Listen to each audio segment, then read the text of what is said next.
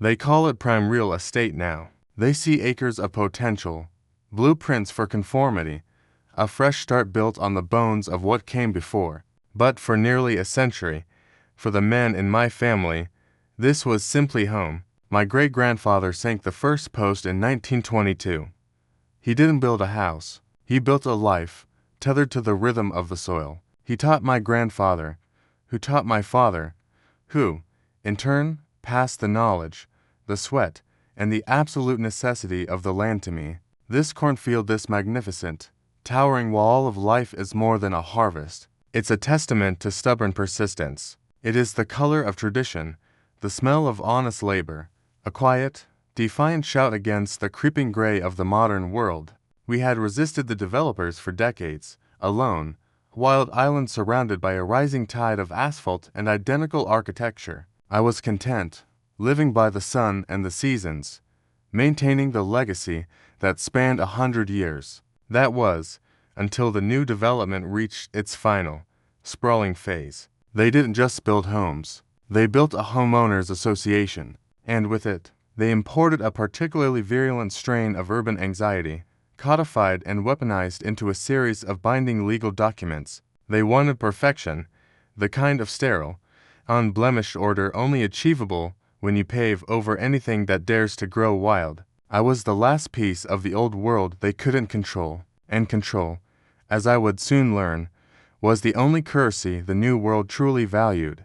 The first shot across the bow was almost comical. A piece of paper, delivered with bureaucratic precision. The offense, unapproved landscape.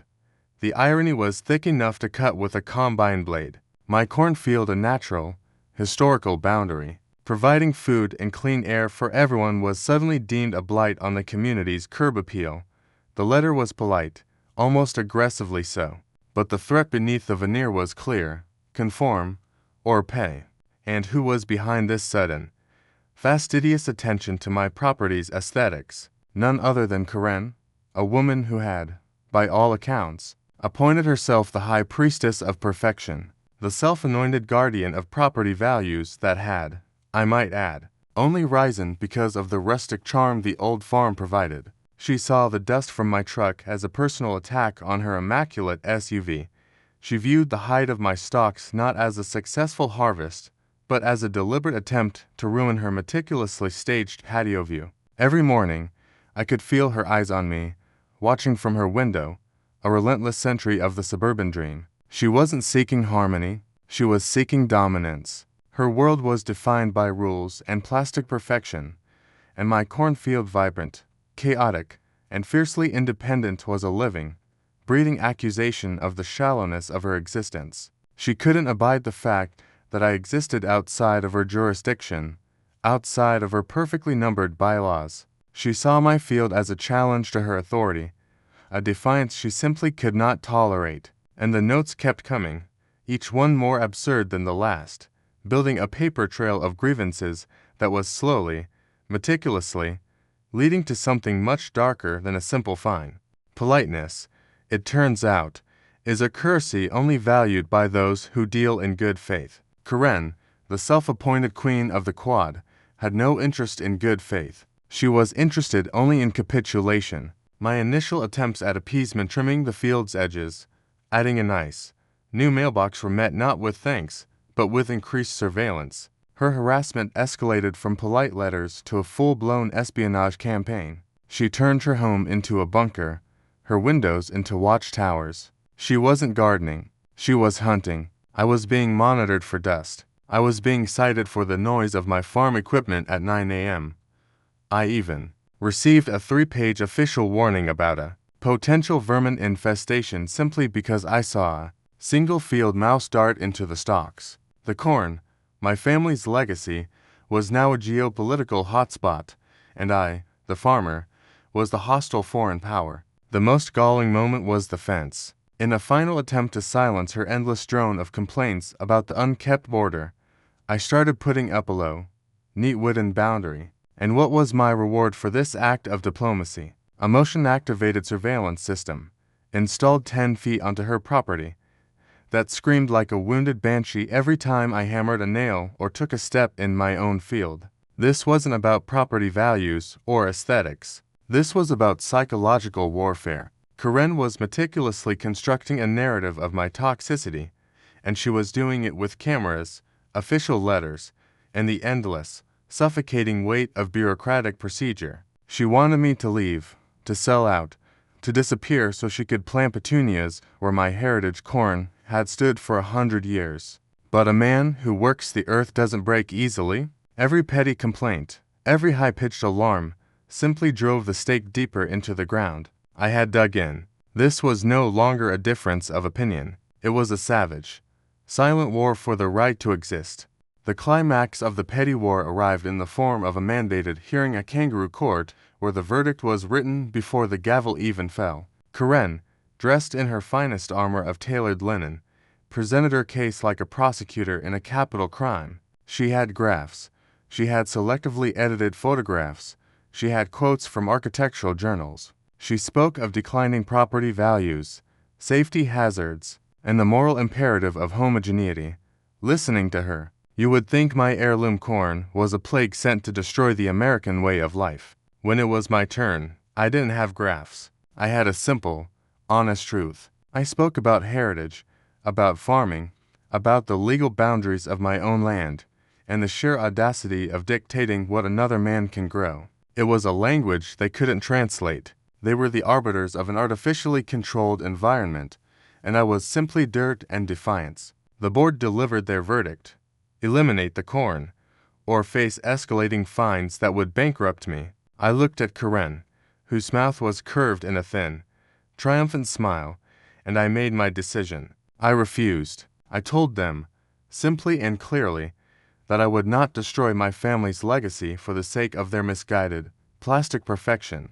Her smirk solidified into a dangerous, cold expression, the kind of look a predator gives its prey just before the final strike. When I walked away from that meeting, I left behind the petty arguments and the violation notices. I realized that my refusal was not merely an administrative disagreement. It was an act of profound, personal provocation. I stood on my land that evening, looking out over the field, and felt a profound sense of peace mixed with a chilling dread. I knew I had won the moral argument, but in doing so, I had lost the war of attrition. I had pushed Karen past her breaking point. The threats would no longer be written on embossed stationery. The attack would be more primal, more absolute. I sensed, in the very stillness of the air, that the time for letters and lawsuits was over. The time for fire was about to begin.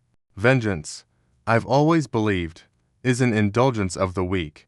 But what Karen displayed that night wasn't just vengeance. It was the total collapse of order. She wasn't an evil mastermind. She was a desperate woman losing control of her own rigid reality, willing to commit a felony over a matter of sight lines and perceived superiority. She must have seen the field as a monster, a wild, uncontrolled thing that needed to be surgically excised from her perfect world. And surgery, for her, meant fire. Under the cover of a truly moonless night, when the corn was at its driest, brittle peak, she crept from her glass box, a predator in her own backyard. She didn't go deep. She targeted the boundary, the flashpoint of our conflict, as if to say, this is what happens when you cross my line. The smell of the gasoline must have been overwhelming, a potent cocktail of fear and chemical hatred, a sickening perfume against the clean, earthen scent of the field. Every drop she spilled was a definitive admission of defeat in the war of civility. The field, my field, stood tall and dry, a perfect accelerant, waiting for the spark. It was the moment of no return.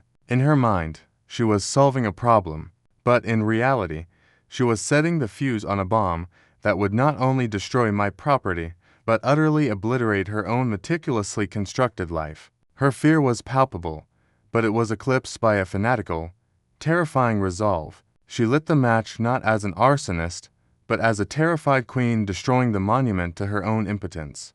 There are moments in a man's life that divide everything into before and after. This was mine. The heat, even from my window, was a monstrous, physical presence. The orange light pulsing against the night sky was the most terrifying sunrise I will ever witness. It wasn't just a fire. It was the consumption of a century of history. The sound, that awful, guttural, all-consuming roar, was the sound of my legacy turning to ash. Every crackle was a memory.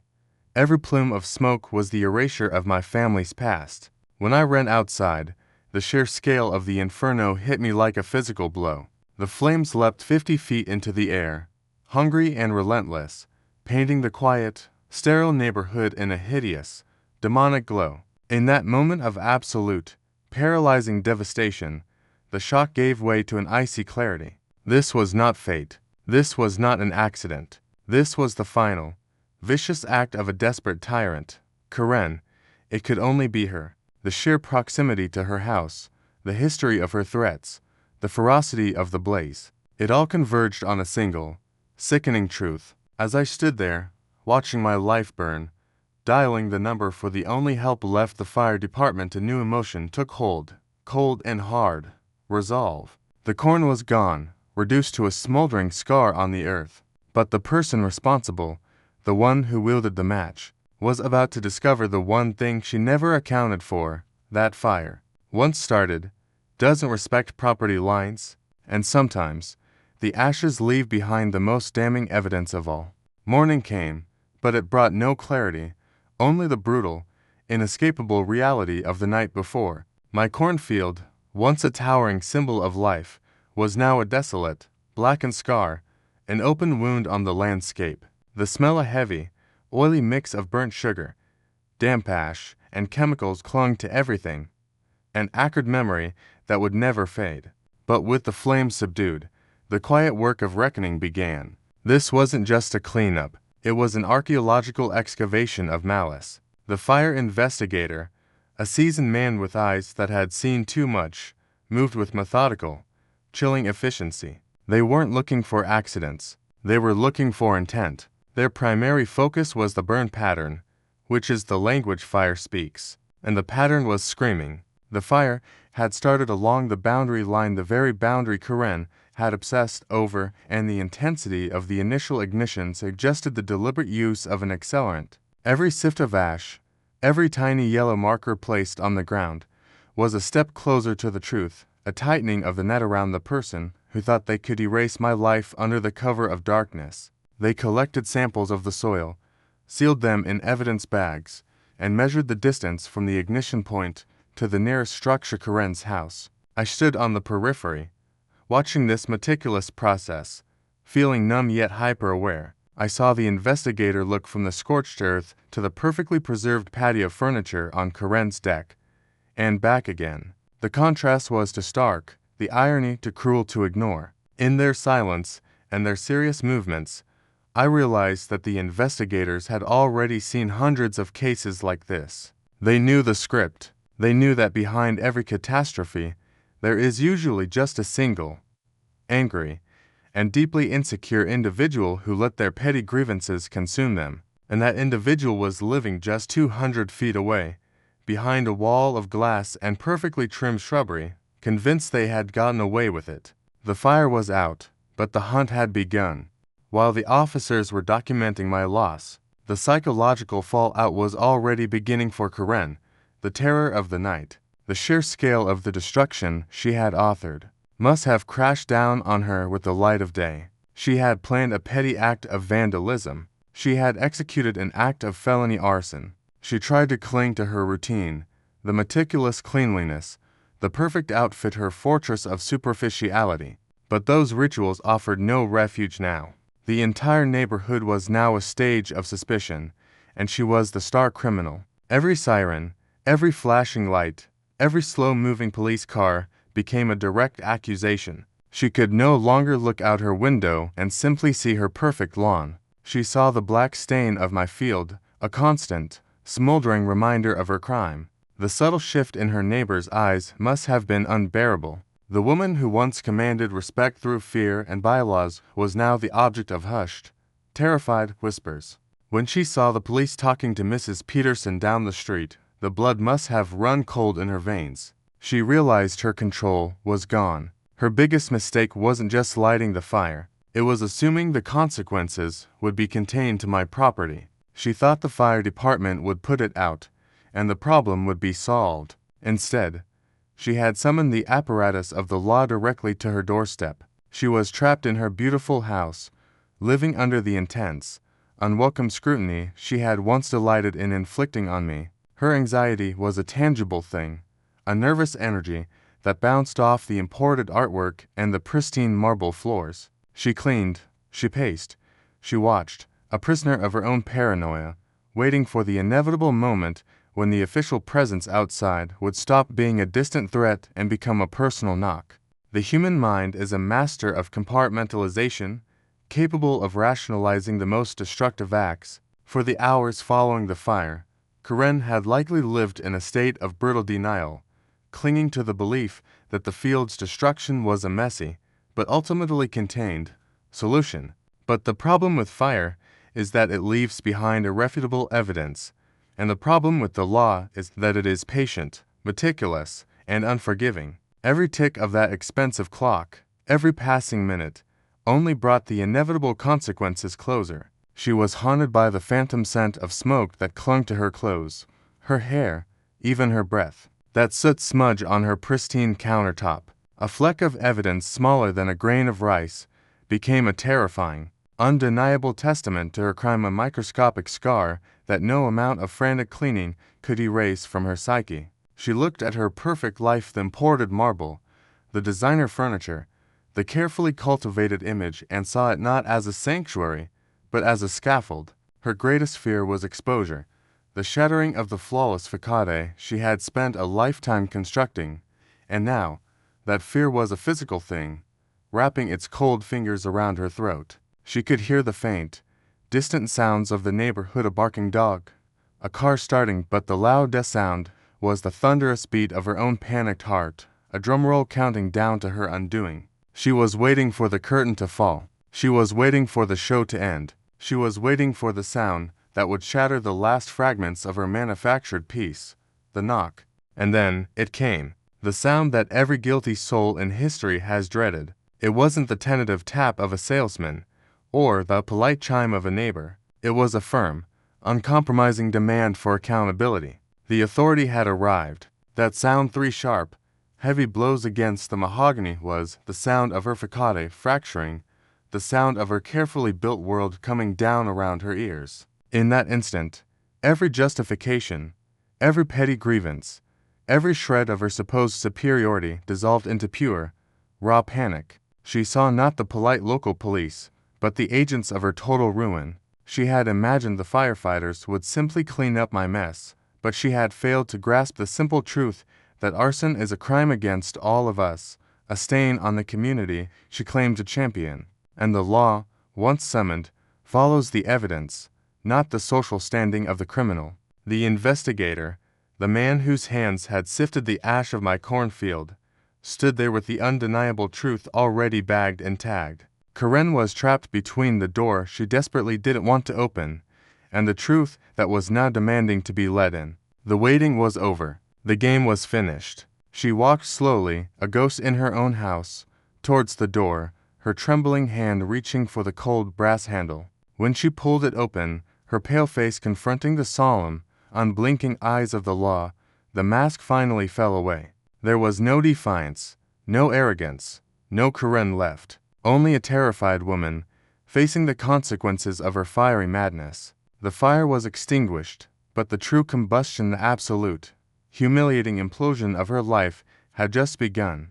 The interrogation room is a peculiar kind of crucible. It strips away pretense, vanity, and the carefully constructed fictions we build for ourselves. For Karen, it must have been the ultimate undoing. There were no perfectly manicured lawns in that room, no HOA bylaws to hide behind, no plastic smile to deploy. Only the stark, unyielding gaze of the law and the crushing weight of her own guilt. They didn't need to break her. The fire had already done that. The weight of her crime, the sheer scale of the devastation she had wrought, was a suffocating blanket from which there was no escape. She wasn't being questioned about an unkempt lawn or a barking dog. She was being confronted with arson, with the deliberate destruction of another man's livelihood, another man's heritage.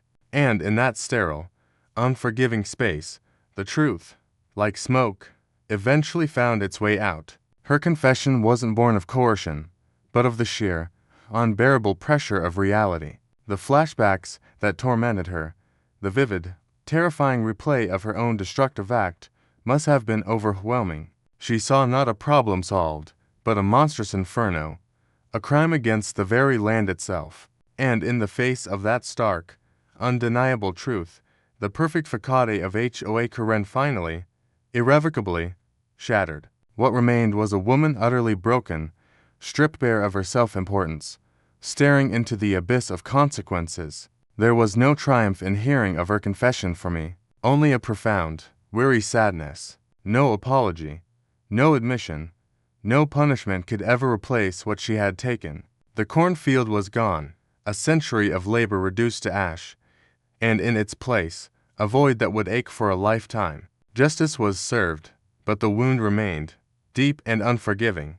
The news of Karen's arrest and confession swept through the community like a cold front, chilling the manufactured warmth of suburban life. The carefully curated illusion of order had been shattered, revealing the ugly truths beneath. For many, it was a moment of shock, a realization that their petty grievances had escalated into something monstrous. For others, it was a confirmation of what they had always suspected about the Queen of the Quad. The whispers, once directed at my messy farm, now turned towards the woman who had brought such devastation upon us all. But amid the gossip and the legal proceedings, something unexpected began to emerge. The tragedy, though profound, had a strange, transformative power. When I stood gazing at the blackened earth, the police tape a stark yellow line against the despair, I felt the eyes of my neighbors upon me.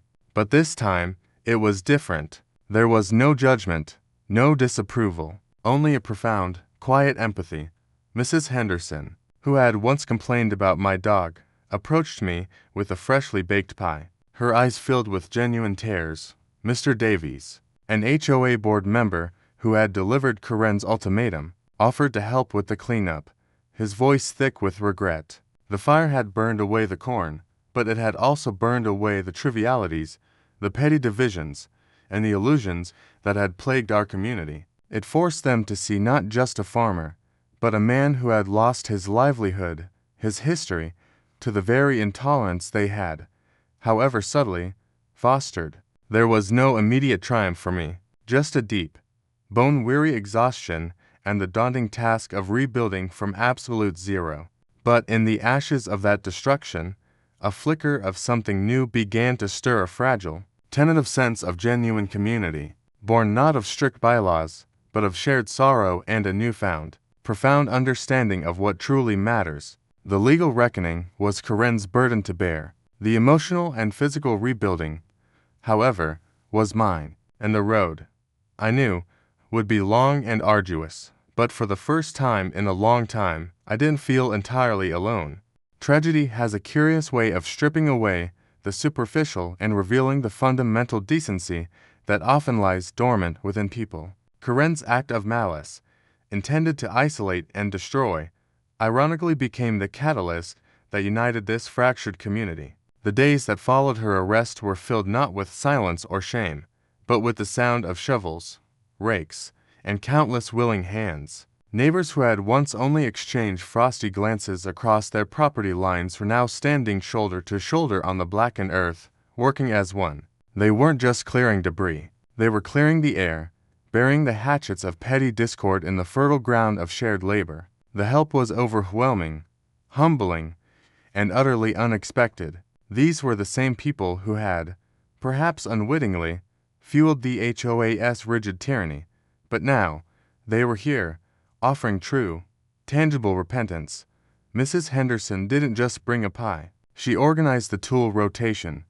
Mr. Davies, the former HOA zealot, spent 2 days running the heavy machinery. The community didn't just raise money. They raised their spirits. The rebirth project wasn't my idea. It was theirs. They understood, on a deeper level than any HOA meeting could convey, that the field was not just my property, but the character, the very soul, of this neighborhood. The corn may have been reduced to ash, but the legacy, the spirit of perseverance, was now being upheld and nurtured by a collective will. The scars remained, black and undeniable, but beneath them, the earth was once again soft, yielding, and ready for new life.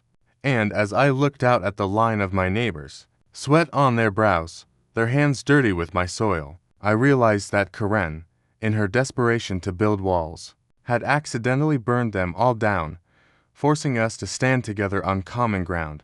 As the new season took hold, the field began to speak a new language. It wasn't the towering, old-world pride of my father's corn, but the humble, fragile hope of the future. The small, green shoots were a testament to life's unwavering refusal to be defeated, a quiet defiance against the darkest forms of malice. For me, the journey was complete. Karen faced the full weight of the law, not just for the crime, but for the inherent, petty cruelty of her motives. Her need for control had ultimately cost her everything: her freedom, her home, and her reputation. But her reckoning was just the footnote to the greater story of renewal. The fire taught us a brutal lesson, that the bonds of a community are far stronger than the petty prejudices that seek to divide it. This new field, this vibrant, emerging crop, carries a different kind of heritage now. It's marked by the memory of the fire? Yes, but more importantly, it's infused with the unexpected generosity and shared labor of neighbors who finally understood that they were all tethered to the same piece of earth. I learned that you cannot control life. You can only nurture it. You can't pave over history. You must honor it. My legacy was no longer just the corn. It was the story of how a single, hateful act failed to destroy a man, and instead, birthed something truer and stronger in the ashes. Standing here, with the sun setting over this hopeful, healing ground, there is only peace. The past is the black soil beneath my feet. The future is the green life rising towards the sky. The final truth is this: you can burn down a field, but you can never burn away a legacy of resilience. And here, in the heart of this land, the story finally finds its quiet and resolute end.